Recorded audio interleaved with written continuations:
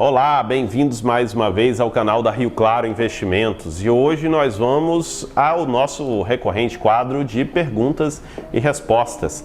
Vamos responder aqui as principais perguntas que foram feitas até aqui o mês de fevereiro de 2024. Meu nome é Pedro Jobim, sou planejador financeiro, sócio aqui da Rio Claro Investimentos e se você também tem alguma dúvida sobre investimentos, mercado financeiro, planejamento financeiro, não se esqueça de deixar aqui embaixo nos comentários para a gente poder responder nos próximos vídeos. E claro, se você gostar desse conteúdo e já acompanha ali a Rio Claro Investimentos, não deixe de se inscrever no nosso canal.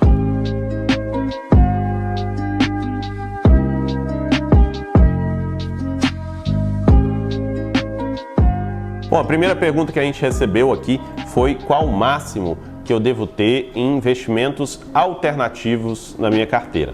Esse é um ponto que tem surgido bastante aqui nas carteiras dos novos clientes que a gente vem pegando, que tem colocado um peso significativo em alguns fundos de investimentos alternativos que muitas vezes não são nada interessantes, especialmente porque eles são uma caixinha preta ali que ninguém sabe bem o que está acontecendo e que ninguém sabe quando vai poder resgatar. E a maioria dessas pessoas não se aprofundou para entender como funcionava o resgate desses investimentos. Quer dizer que eles são ruins? Não.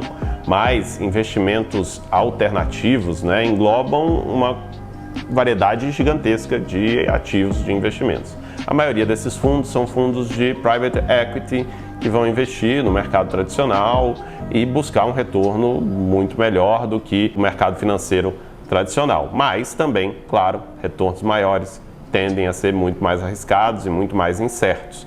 Então, não tem como dizer o percentual ideal para cada um, exatamente porque esses fundos são muito diferentes, além de outros vários formatos que eu tenho de investir nesses investimentos alternativos, exatamente porque se engloba uma série de outros pontos ali dentro. Mas, principalmente, se você vai investir em algo alternativo, entenda muito bem o que é aquilo ali, o risco que você está correndo e a liquidez daquele ativo para ver se realmente vale a pena colocar alguma coisa nesse investimento e dimensionar da forma correta. A segunda pergunta, que é uma pergunta que a gente recebe sempre, mas aí vamos atualizá-la aqui, é se é um bom momento para investir em ações.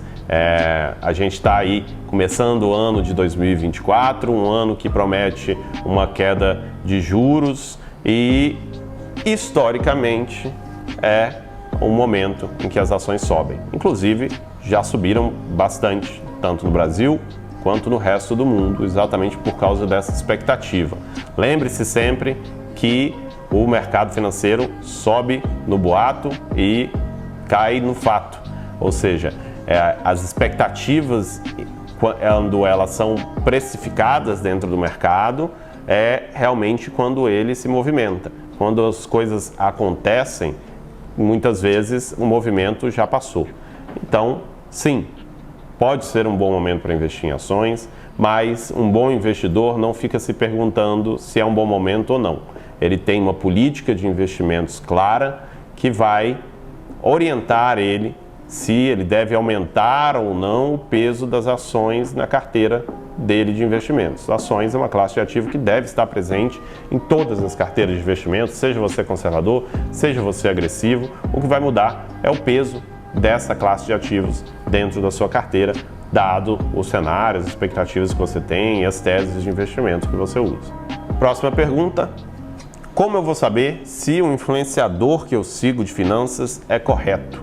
Bom, isso é um ponto chave ali na imensa quantidade de informação e principalmente de desinformação que vem sendo divulgada não só na área do mercado financeiro, mas como nas diferentes áreas que todo mundo aí, todo profissional sabe o quanto que vem sofrendo por causa das coisas que são faladas ali livremente na internet.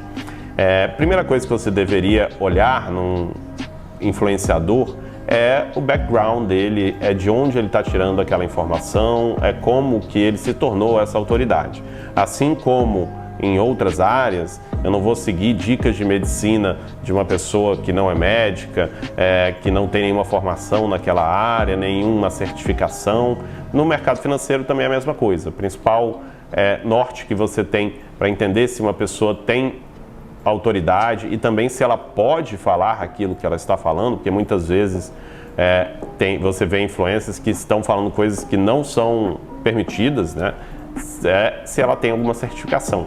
As principais certificações são o CFP, o CNPI, o CGA, ou então as certificações ali de mercado bancário, que são o CEA, por exemplo, que permitem que a pessoa possa falar sobre investimentos e que garantem que ela tem algum conhecimento, algum embasamento naquilo que ela está falando.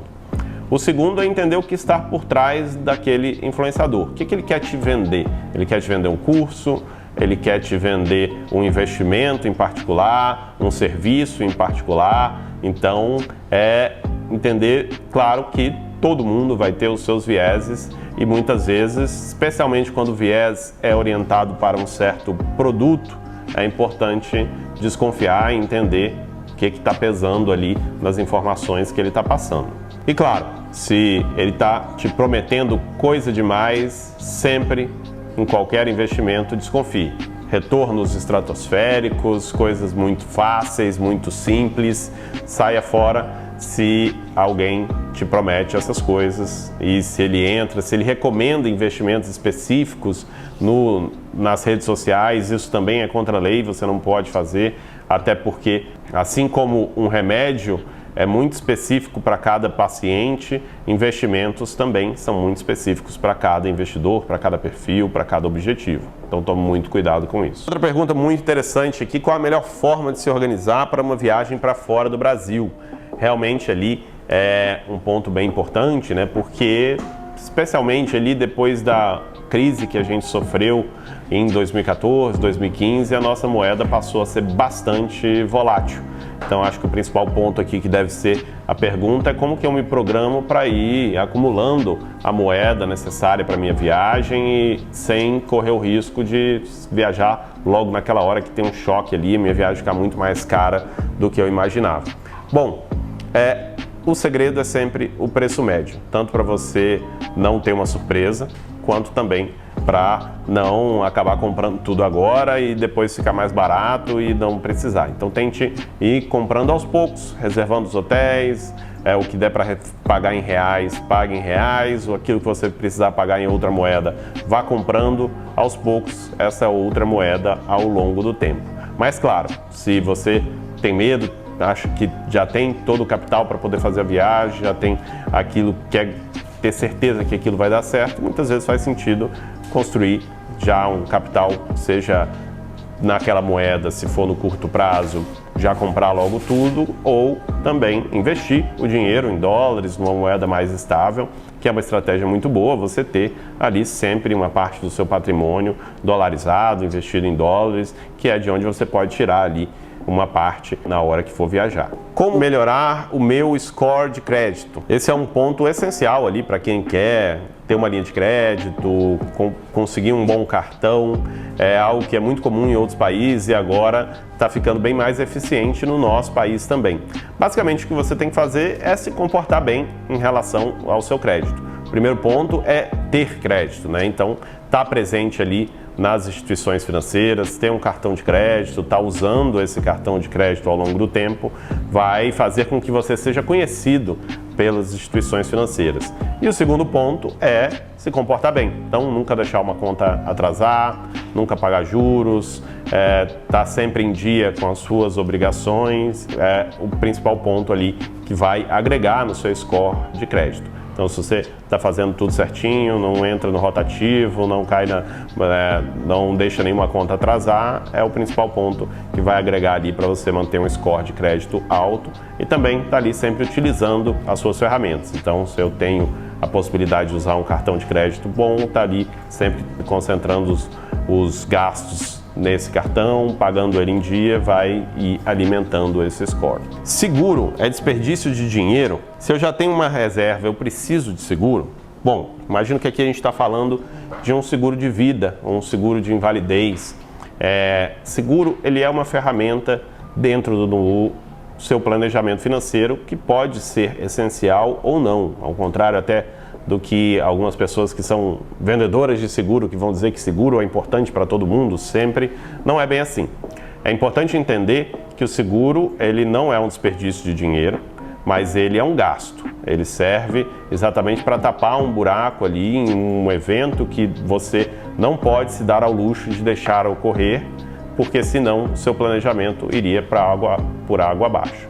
Então, por exemplo, para uma pessoa que tem uma renda variável, para um profissional liberal, especialmente para aqueles que trabalham e precisam das funções todas do corpo funcionando bem, por exemplo, um cirurgião, um fotógrafo, se você fica doente, se você tem um acidente que tira alguma das suas funções, perdeu uma parte do movimento, algo assim, muitas vezes você vai perder toda a sua renda.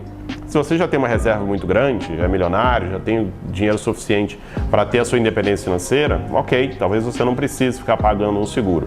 Mas se você não chegou nesse patamar ainda, você tem que pagar um seguro de invalidez, que garanta que se algo acontecer que tire a sua fonte de renda, você receba um valor suficiente para manter a sua qualidade de vida, pelo menos durante um bom tempo até você se restabelecer profissionalmente. A mesma coisa vale para o seguro de morte. Se você tem pessoas que dependem de você financeiramente e a herança que você vai deixar para elas não é suficiente para manter esse padrão de vida, é importante que você faça um seguro de morte para proteger ali, normalmente, a sua família e garantir que os seus filhos vão ter qualidade de vida, vão ter uma boa educação, até conseguirem se manter sozinhos ou qualquer outra pessoa que dependa de você financeiramente, você queira ver bem mesmo na sua falta. Basicamente, então, os seguros são um extra ali dentro do planejamento para suprir uma falta que pode acontecer. Se nada de errado pode acontecer, se você já tem dinheiro suficiente para se aposentar, para viver de renda, aconteça o que acontecer, aí realmente você não precisa ficar gastando dinheiro com seguros, porque seguro, ao contrário do que muita gente diz, não é investimento, é um gasto, mas um gasto muitas vezes essencial para ter um planejamento financeiro eficiente. E aí, por último, a pergunta: como saber o momento certo de sair de um investimento? Bom, o momento de sair de um investimento deve ser definido no momento que você entra. Como que isso funciona? Na hora que você vai investir em qualquer coisa, você deveria ter anotado ali uma tese de investimentos, o motivo por que você entrou nesse ativo. E isso também deve trazer ali quando você vai sair. Vamos usar, por exemplo, uma ação. Na hora que eu seleciono uma ação para investir uma certa quantidade de dinheiro, eu tenho que estar ali anotado: olha, eu estou investindo nessa empresa por causa disso, disso e disso, porque o cenário é bom por causa disso, e se alguma dessas premissas mudar, o que vai acontecer? Se o cenário deixar de ser bom, se o setor deixar de ser promissor, se os dividendos deixarem de ser pagos, se a economia mudar, ou se outra coisa mais interessante aparecer com uma expectativa similar, eu vou sair desse investimento, ou vou diminuir o percentual dele dentro da minha carteira.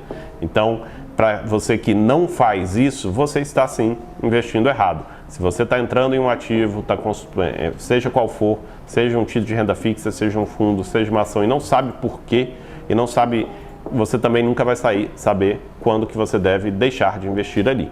Então, tenha sempre uma tese clara de investimento que diz por que você entrou, por que você está colocando aquele montante de dinheiro e, claro, quando que você vai sair ou diminuir, que normalmente vai ser quando as primeiras premissas deixarem de ser válidas.